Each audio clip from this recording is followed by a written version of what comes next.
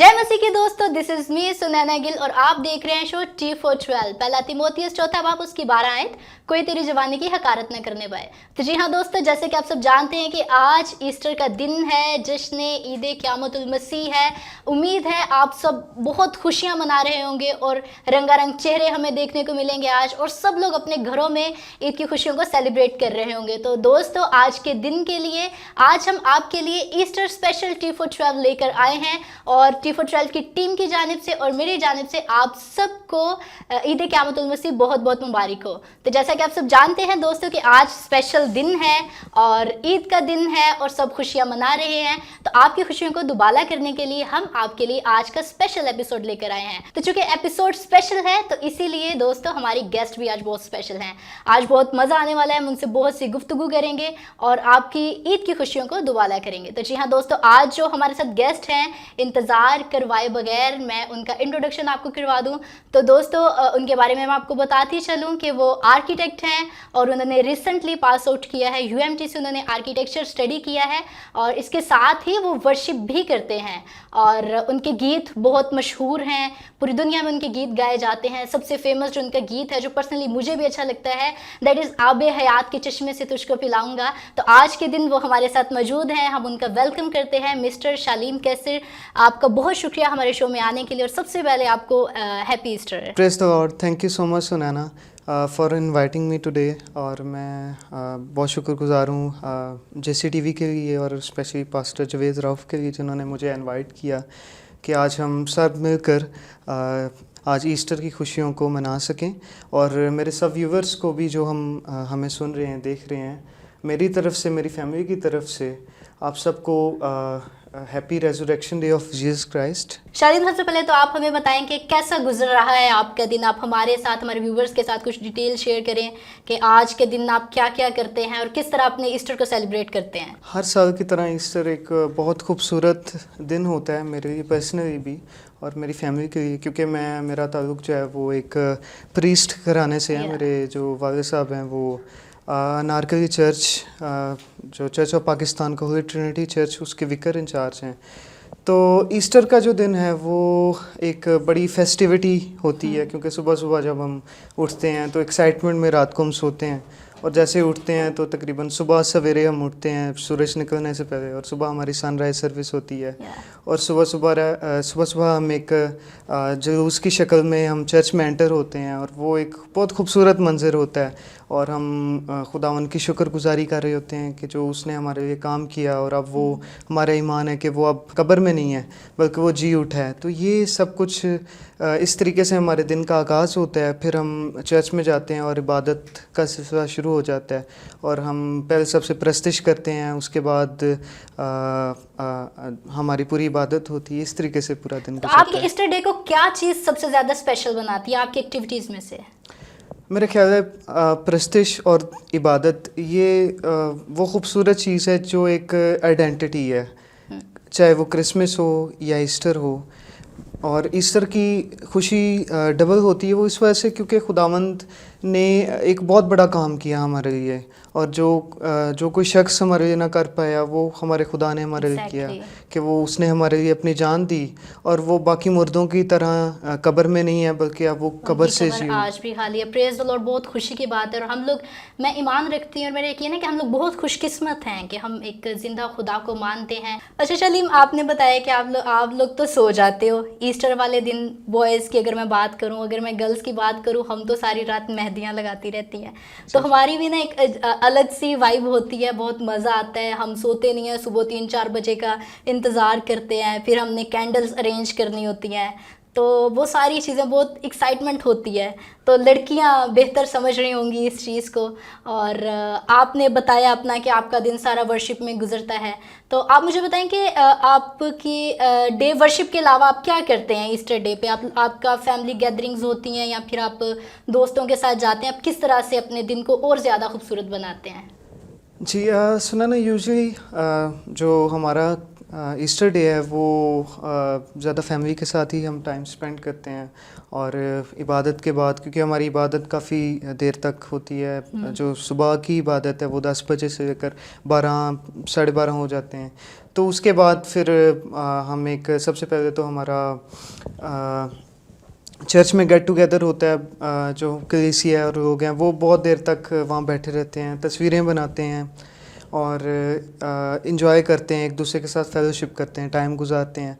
उसके बाद फिर जब वो अपने घर जाते हैं तो अमूमन फैमिली के साथ टाइम स्पेंड करते हैं। तो मैं भी कोशिश मेरी यही होती है कि कहीं बाहर उस दिन ना जाऊं और अपनी फैमिली के साथ टाइम स्पेंड करूं जी, तो और हम मिलकर लंच करें। और कभी कभी जब शाम होती है, शाम को फिर हम बाहर भी कहीं पे अच्छी जगह पर जाते हैं, इस चीज़ को सेलिब्रेट करते इवन हैं। आपका सारा ईस्टर जो है, सारी इबादतें और सब कुछ आपका अपनी फैमिली के साथ ही होता जी। है। जैसे कि आपने बताया कि आप एक प्रीस्ट फैमिली से ताल्लुक़ रखते हैं, आपके पापा बहुत अच्छे पास्टर हैं, पास्टर कैसेट सर, और आपके बीइंग इकलौता और एक चर्च के जो मेन लीडर वर्शिपर होते हुए आपकी बहुत ज़्यादा जिम्मेदारियां होंगी, तो शायद इस वजह से भी आप शायद घर से बाहर दोस्तों के साथ नहीं निकल सकते, या फिर आपकी खुद की चॉइस है घर पे रहकर अपनी फैमिली के साथ ईस्टर स्पेंड करना? जी, पर्सनली ये मेरी अपनी चॉइस है, क्योंकि मुझे अच्छा लगता है कि मैं अपनी फैमिली के साथ टाइम स्पेंड करूं और हमारा क्योंकि पूरा दिन ही इबादत में गुजरता है, तो ये चीज़ मेरे लिए बहुत इंपॉर्टेंस रखती है कि हम पूरा दिन खुदावन की शुक्रगुजारी में, उसकी इबादत में गुजार रहे हैं और मैं इस चीज़ को बहुत इंजॉय करता हूँ। और बीइंग वर्शिप लीडर एक ज़िम्मेदारी भी होती है, क्योंकि आपको वो चीज़ संभालनी होती है, पूरा वर्शिप का निज़ाम संभालना होता है थ्रू आउट हर संडे, और स्पेशली जब हमारी ईद होती है तो एक जिम्मेदारी भी है। बहुत बिजी गुजरता है, और जी। आपके इस बिजी स्केड्यूल में हम आपके बहुत थैंकफुल हैं कि आप अपने इस दिन का जो है वो एक हिस्सा हमें दे रहे हैं, हमारे व्यूवर्स को दे रहे हैं, और हम उनके साथ मिलकर अपनी ईद की खुशियों को शेयर कर रहे हैं। तो जी हाँ दोस्तों, आज हमने शर्लीन का ईस्टर जाना कि वो किस तरह से अपना ईस्टर को सेलिब्रेट करते हैं।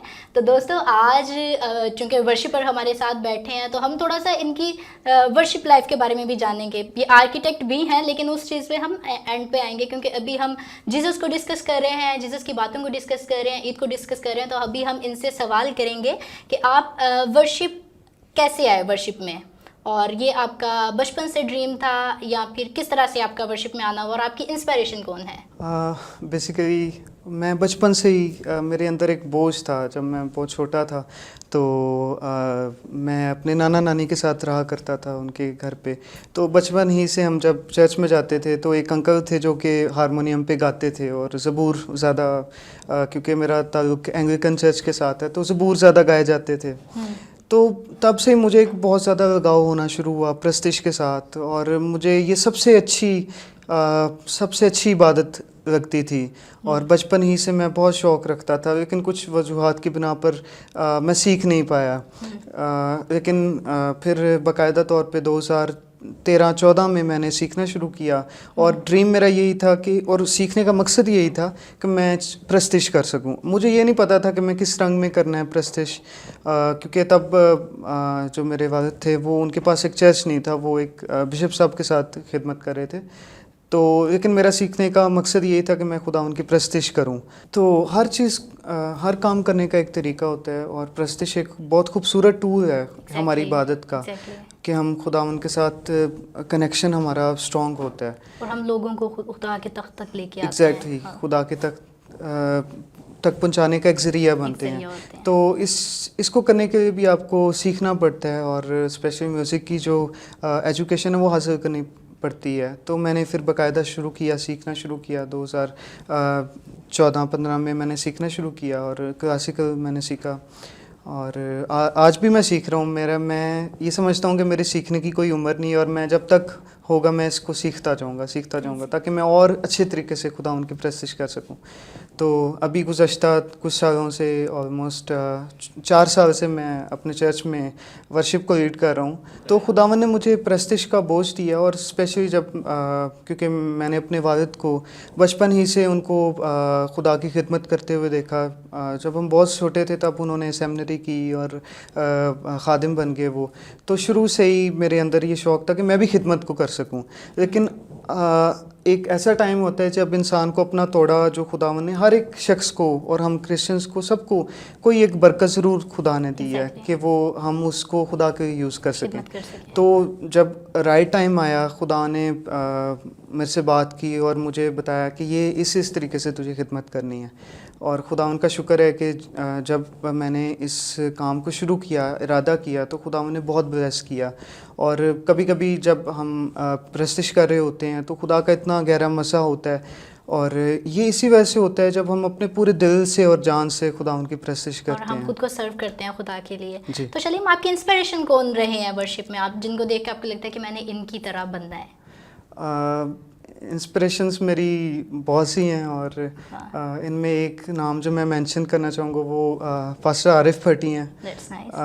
मैं उनसे बचपन ही से मैं उनके गीतों को सुनता था, और जिस तरीके से वो करते हैं प्रस्तिश, वो मेरे लिए रोल मॉडल हैं, और मैं हर जगह इस बात को कहूँगा अच्छा, कि वो मेरे मैंने रोल देखा मॉडल है, क्योंकि हम लोग बहुत पुराने हम एक ही फील्ड के हैं, तो जी। जब भी पास्टर आरिफ भट्टी का नाम आता है आपका चेहरा जो है वो खिल जाता है जी, एकदम जी, से। जी। तो मुझे शुरू में ले लेना चाहिए था नाम। जी, एक्चुअली पास्टर आरिफ भट्टी से एक बहुत बड़ी मेरी गवाही भी है कि उनकी प्रस्तिश के वसीला से शायद मैंने खुदा उनका वो तजुर्बा हासिल किया जो मैं वर्ड्स में बयान नहीं कर सकता। और आज भी उनको जब मैं सुनता हूँ तो मेरे अंदर एक जोश पैदा होता है कि मैं भी खुदावंद को इसी तरीके से That's very nice. कर सकूँ, खुदावंद की प्रस्तिश ऐसे ही कर सकूँ जैसे खुदावंद के खादिम कर रहे हैं।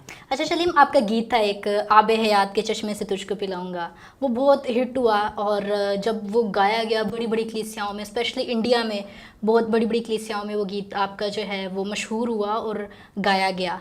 तो आपको कैसा लगा कि आपका पहला ही गीत ने इतना ज़्यादा जो है वो खुदा के काम को किया, और खुदा के लोगों ने उसको, यानी कि आपके लिखे हुए गीत को गाया? बेसिकली उस गीत को मेरे वाले साहब ने लिखा था, और मुकाशफा 21 बाब से वो पूरा बेसिकली वो पूरा गीत मुकाशफा 21 बाब है, और उसको एक शायरी की शक्ल में हमने जब किया तो मुझे सिर्फ एक ही चीज़ की, जब वो इतना सराहा गया और उस गीत को इतना पसंद किया गया, मेरे लिए सबसे बड़ी बात कि खुदावंद का नाम जलाल पाया और मैं वसीला बना।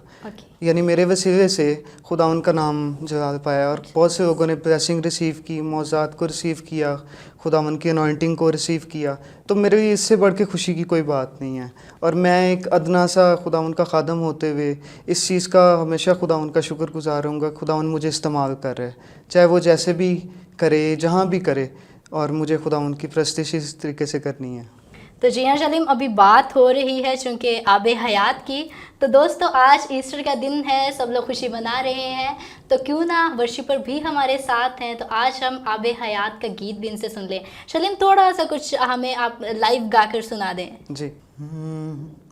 आबे हयात के चश्मे से तुझको पिलाऊंगा, आबे हयात के चश्मे से तुझको पिलाऊंगा, वादा मसीह का है आसमानी, वादा मसीह का है आसमानी।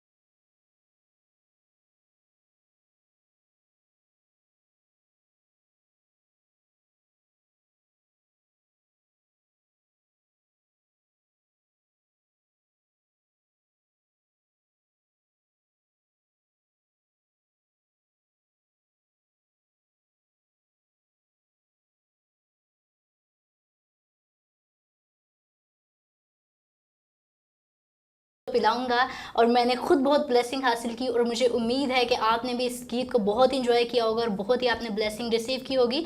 तो जी हाँ दोस्तों, वापस आते हैं हम हमारे गेस्ट की तरफ और हम इनसे बातचीत करते हैं थोड़ी सी। और टाइम, बातें बहुत ज़्यादा है, टाइम कम है, तो इस वजह से हम जल्दी जल्दी कुछ चीज़ों को कवर करना चाह रहे हैं। तो चलिए, आप आर्किटेक्ट भी हैं, तो आप हमारे से थोड़ा सा अपनी इस प्रोफेशन के बारे में थोड़ी सी चीज़ें डिस्कस करें और बताएं कि बेसिकली आर्किटेक्चर है क्या और आपने कब इसको स्टार्ट किया, आपने पास आउट कब किया और अभी आप क्या कर रहे हैं, आप क्या इसके फ़ायदे क्या होते हैं। क्योंकि हमारा ये एक यूथ शो है, हम इसमें हमारे यूथ को इनकरेज करते हैं और बहुत सी टेक्निकल चीज़ें जो हैं वो हम अपने यूथ के साथ शेयर करते हैं। तो मैं चाह रही हूँ कि आज थोड़ा सा इस फील्ड के बारे में भी हमारे व्यूवर्स को कुछ बताया जाए। जी सुने ना, आप खुद भी इस फील्ड से वाकिफ़ हैं क्योंकि आप खुद भी आर्किटेक्चर का काम कर रहे हैं। और तो मैंने 2017 में इसको शुरू किया, अपनी इंटरमीडिएट के बाद एफएससी मैंने की, प्री इंजीनियरिंग। उसके बाद मैंने आर्किटेक्चर शुरू किया 2017 में और 2022 में एंड किया मैंने। तो बेसिकली ये जो फील्ड है ये एक बड़ा टेक्निकल फील्ड है और ज़्यादा कंस्ट्रक्शन से रिलेटेड फील्ड है। और इसमें बेसिकली आपको ड्राइंग्स बनानी होती हैं और कंस्ट्रक्शन के रिलेटेड जितने भी ड्राइंग्स प्रिपेयर होती हैं, क्योंकि अब जो हमारी कंस्ट्रक्शन है उसमें एक जिद्दत आ गई है। तो अब क्योंकि मॉडर्न दौर है, कुछ भी जो होता है वो नक्शे के तहत होता है और सब चीज़ों की एक ड्राइंग बनती है, फिर वो चीज़ वजूद में आती हैं। तो पहले ये पुराने दौर में ये हाथ से किया जाता था, अब बहुत सी जिद्दत आ गई, हमारे पास नए नए सॉफ्टवेयर्स हैं, कंप्यूटर सॉफ्टवेयर्स हैं जिसमें कि अब फास्ट काम शुरू हो गया।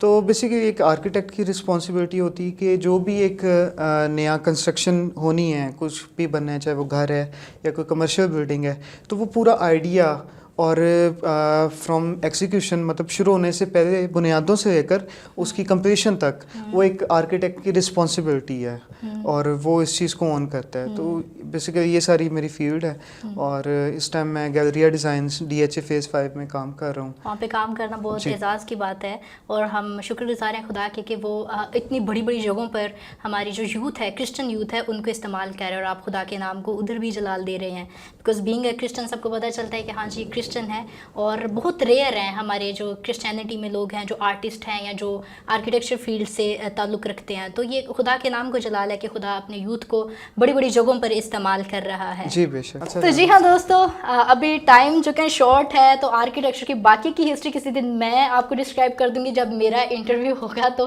अगर ये लोग कभी मेरा इंटरव्यू के मुझे भी सीट पे बैठा दें तो तो शलीम, हम आपकी तरफ वापस आते हैं। आप मुझे बताएं कि आप ईस्टर के दिन क्या क्या करते हैं, आपकी पहले तो बताएं मुझे कि हॉबीज़ क्या हैं आपकी, और ईस्टर डे में आपको क्या चीज़ खाने में, क्या चीज़ बेस्ट लगती है, क्या चीज़ स्पेशल बनती है आपके घर पे। हॉबीज़ मेरी बहुत सी हॉबीज़ हैं, उसमें सबसे पहले तो मैं रखूँगा म्यूज़िक को ही, क्योंकि जितना बचा कुछ टाइम मेरी ज़िंदगी का होता है वो ज़्यादा टाइम फिर म्यूज़िक में ही गुजरता है। सेकेंडली फिर ट्रैवलिंग का मुझे शौक़ है, लंबे ट्रिप्स पे जाने का शौक़ है, नॉर्थ देखने का बड़ा शौक़ है। इस तरीके से फिर रीडिंग का भी शौक़ मैं रखता हूँ। इसके अलावा चर्च एक्टिविटीज़ में पार्टिसिपेट करना। और ईस्टर के अगर हवाले से बताया जाए तो मुझे सबसे जो अच्छी चीज़ लगती है वो माँ के हाथ का खाना लगता है। जी, तो जब ईस्टर का दिन होता है तो स्पेशली हमारे घर कोरमा बनता है और बड़ा मज़ेदार होता है। और हाँ, जो मेरी मामा है उनके हाथ में खुदा ने एक स्पेशल टेस्ट दिया है, और स्पेशली जब दोपहर के टाइम हम इकट्ठे होते हैं खाते हैं तो बड़ा अच्छा लगता है। तो कितने सिबलिंग्स हैं आप लोग? हम 4 हैं, 4 बहन भाई हैं। मैं सबसे बड़ा हूँ, एक ही भाई हूँ, और मेरे से छोटी मेरी 3 बहनें हैं। वो भी पढ़ रही हैं। मेरे से छोटी जो लिटरेचर की स्टूडेंट है, BS लिटरेचर कर रही है, इंग्लिश लिटरेचर, और उससे छोटी BBA कर रही है। सबसे छोटी जो अभी प्री मेडिकल कर रही है, FSC। तो सबसे ज़्यादा शरारती कौन है आपके घर में? सबसे ज़्यादा शरारती सबसे छोटी वाली। अच्छा, तो उसकी कोई अपनी शरारत? आप तो बहुत संजीदा हैं, मैं भी जानती हूँ आपको पर्सनली, तो बताइए। ऐसा सच नहीं है, लेकिन है थोड़ा सा। somehow this is true। तो आप बताएं कोई शरारत, कोई ऐसा मोमेंट जो आपकी ज़िंदगी में अभी तक आपको याद रहा। अगर शरारत नहीं है तो कोई ऐसा मोमेंट जो आपकी ज़िंदगी में अभी तक याद है आपको, कोई एम्बैरेसिंग मोमेंट बता दें। बहुत सी, वैसे तो बहुत सी एम्बैरेसिंग मोमेंट्स हैं, लेकिन एक जो मुझे याद है वो जब पहली दफ़ा मुझे गाने का मौका मिला था और चर्च में प्रस्तुत करने का मौका मिला था, तो क्या हुआ था कि ऊपर से मैं हारमोनियम पे गा रहा था और बजा रहा था, और नीचे क्योंकि वो ऐसे टेबल पड़ा था जिसके सी थ्रू था, नीचे नज़र आता था, तो नीचे मेरी टांगें ऐसे से कांप रही थी, लेकिन ऊपर से तो ये मुझे याद है। और ये मेरे ख्याल हर एक की ज़िंदगी में ये टाइम आता है कि जब आप स्टेज नर्वस होते हैं और क्राउड नर्वस होते हैं, तो ये चीज़ मुझे अभी भी याद है, और कभी कभी जब मैं याद करता हूँ तो मुझे बड़ा हैरत फील होती है। तो जी हाँ दोस्तों, अभी वक्त है कि हम आपसे इजाज़त चाहें। बातें बहुत सी हैं लेकिन वक्त की कमी को देखना है, और आप भी अपनी ईद की खुशियों को मनाते रहें, और उम्मीद है कि आपने आज के एपिसोड को बहुत एंजॉय किया होगा और अपनी खुशियों को इसी तरह मनाते रहें, एक दूसरे के साथ मिलजुल कर रहें। हम शालीम के बहुत शुक्रगुजार हैं कि वो हमारे शो में आए हैं। और अभी शालीम, एक लास्ट मैसेज जो आप हमारे यूथ को देना चाहते हैं। जी, एक शॉर्ट मैसेज वो ये है कि जो मेरे बहन भाई हैं, क्रिश्चियन बहन भाई, ख़ास तौर पे जो यूथ है, हमेशा खुदावन के साथ जुड़े रहें, क्योंकि ज़िंदगी में चीज़ें आसान नहीं होती, बहुत मुश्किलात का सामना आपको करना पड़ता है और करना पड़ेगा भी अगर आप अभी एजुकेशन हासिल कर रहे हैं। और जिस मुल्क में हम हैं, बहुत सी चीज़ों से हमें चैलेंजेस से गुजरना पड़ता है, इकोनॉमिकल है, उसमें स्पिरिचुअल है, तो हमेशा खुदावन के साथ जुड़े रहिए। और जब भी आप किसी मुश्किल में हो, बस एक ही चीज़ कहें कि खुदावन में होते हुए, मसीह में होते हुए मैं सब कुछ कर सकता हूँ। और इस बात को अपना एक नारा बनाएं और एक अपने दिल के एक कोने में आप इस बात को रख लें कि जब भी कोई बात हो, हमेशा ये कहें खुदावन में होते हुए मैं सब कुछ कर सकता हूँ। और मेरा ईमान है कि आप सब कुछ अचीव कर सकते हैं खुदावन, और खुदावन की खिदमत करें अपनी ज़िंदगी में, क्योंकि यही हमारी ज़िंदगी का मकसद है, इसलिए खुदावन ने हमें बनाया है। Praise the Lord. तो जी हाँ दोस्तों, ये थे शालीम कैसर। आज का एपिसोड हमने इनके साथ किया, मैंने बहुत कुछ इनसे सीखा और हमने बहुत ही मज़ेदार बातें की, और उम्मीद है दोस्तों आज की ईद का दिन आपका खुशियों से दुबाला हो गया होगा। तो मेरे दोस्त, इसी तरह आप हमारे साथ बने रहिएगा, हम आपकी खुशियों को इसी तरह दिन ब दिन और ज़्यादा बढ़ाते रहेंगे, और एक अच्छी चीज़ सीखने को आपको हम कुछ कॉन्टेंट आपको देते रहेंगे ताकि आप अपनी ज़िंदगी में तरक्की करें और हमारी क्रिश्चियन यूथ बहुत आगे तक जाए। तो दोस्तों, एक बार फिर मेरी तरफ से, मेरी टीम की तरफ से आप सबों को ईद क़यामतुल मसीह बहुत बहुत मुबारक हो। खुदावंद आपके साथ हो, खुदावंद आपको ब्लेस करे और आप हमेशा खुदावंद में तरक्की करते चले जाएं। अपनी खुशियों में, अपनी दुआओं में हमें भी याद रखिएगा और बने रहिएगा हमारे साथ, और देखना मत भूलिएगा T412, और देखते रहिएगा T412। Thank you so much guys, thank you so much, God bless you.